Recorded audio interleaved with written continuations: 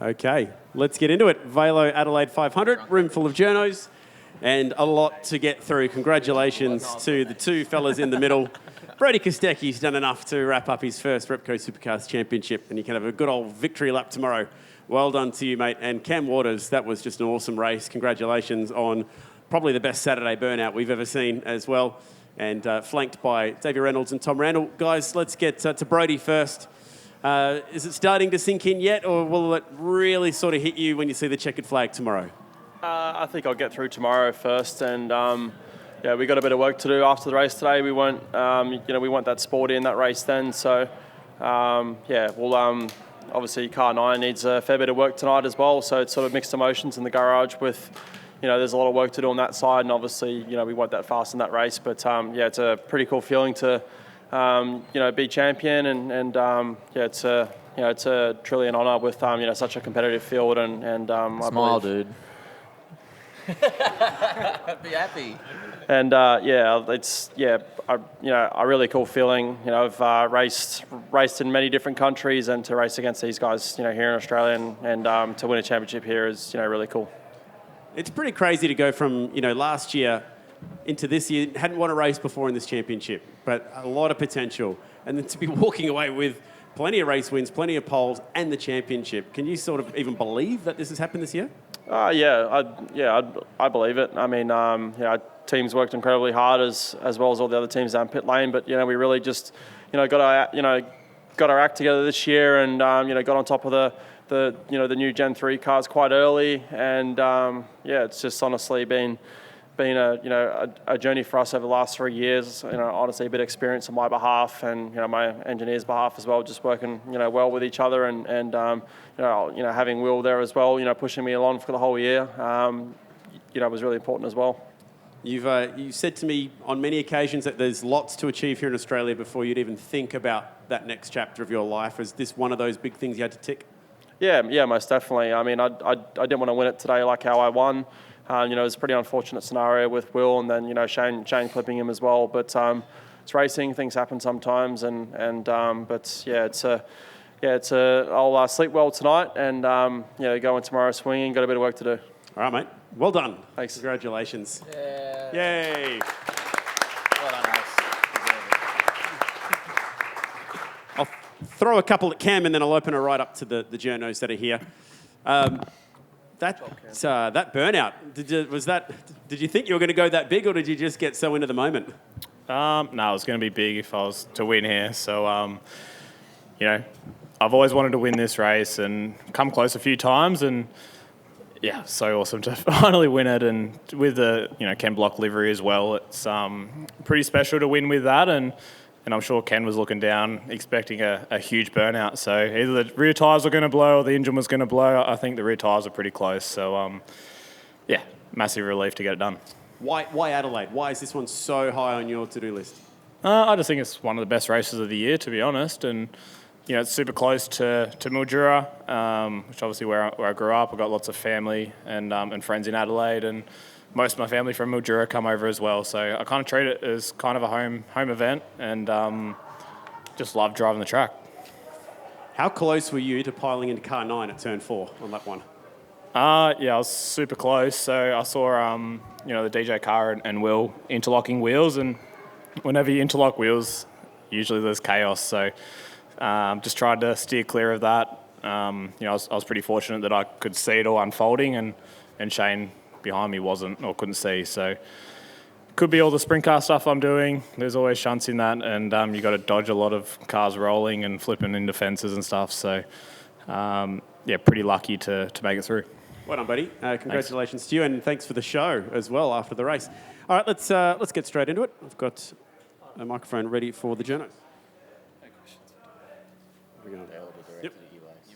They're all going to direct them at you. Yeah. I've got the biggest headache. I've got the biggest headache. Cam, a question to you. I won all day. What do you think went so right today for you to finally be able to get this one done? Just had a really fast race car. That's the number one thing. It was really good across the stints. So the second half of the stints, we were quite competitive. Got a good start, and that kind of bought us a ticket to the race, really. So I think we were 5th when the safety car come out, and just trucked on forward, passed a few cars and got it done.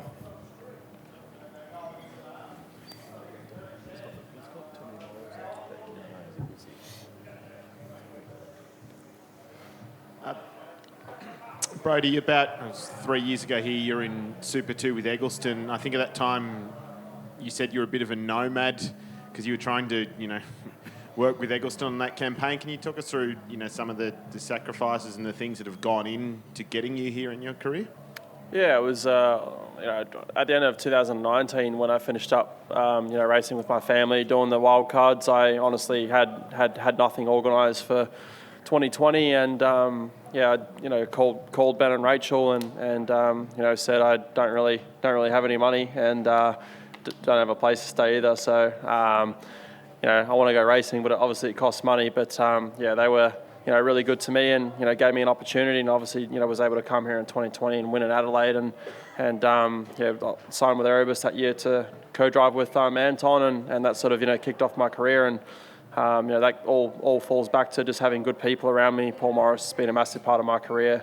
He's guided me through this year, and always seems to call me right at the right times, which is pretty cool. And it's just I have a really good support system around me, which has been really beneficial to make good decisions and not make bad ones. And you're good mates with Shane as well. He's going to the States next year. Is it particularly special to have, been able to clinch this championship when you've had to race against him this year and race him so hard?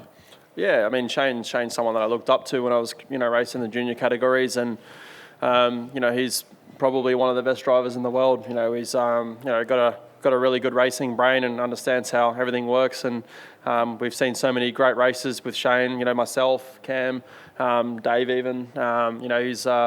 He's been great for this sport, and I'm going to follow him quite closely when he goes over to America. And it's unfortunate what happened to him today to not have the championship go to tomorrow. But it's just one of those things, and I look forward to seeing what he does in the future. Brody, congratulations.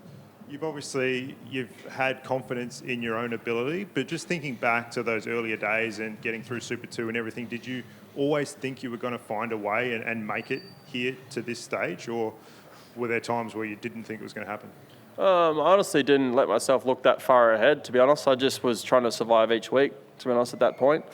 And trying to get my car to the racetrack and find funding. And I've got a really good manager, Nathan Kaiser, who's always looked after me in that department. So I try not to look ahead too far and just focus on the things that are right in front of you and let the other people around me look long term and help me make good choices.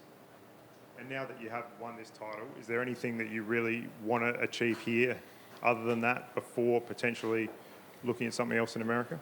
I want to win it next year, and obviously there's Bathurst and a few other races I want to win as well. So I'll just take it as it comes. But I've got plenty of unfinished business here first. Thomas, talk to us about what this podium means for you. Oh, it's fantastic, really, for not just myself but for the whole team, and to have two Sickford cars on the podium is pretty special, and for Cam to get the win, and we were so close to getting that podium on Saturday at the Gold Coast. So to do it here, and with Tim and Trudy farewelling the team at the end of the year, and a couple other staff members that are moving on too. It's an emotional weekend, I guess, from that point of view, and a lot of things are going to change next year. So to do it, I mean, look, there's still one more race, but it's pretty emotional, and I've got a lot of family here as well. So fantastic, really. And Cam, as Thomas said, 2 cars for you guys next year. How important is it for you to have Thomas competitive and up there challenging? It's super important. Tom's, just progressively gotten better and better over, his time in the main game, and it's awesome to be part of that. Helped guide him a little bit to start with, and now he's pushing me and, sometimes beating me, and that's what I want. I want someone up there with me and pushing each other. We've got a really great working relationship, and I think next year we're going to be pretty good.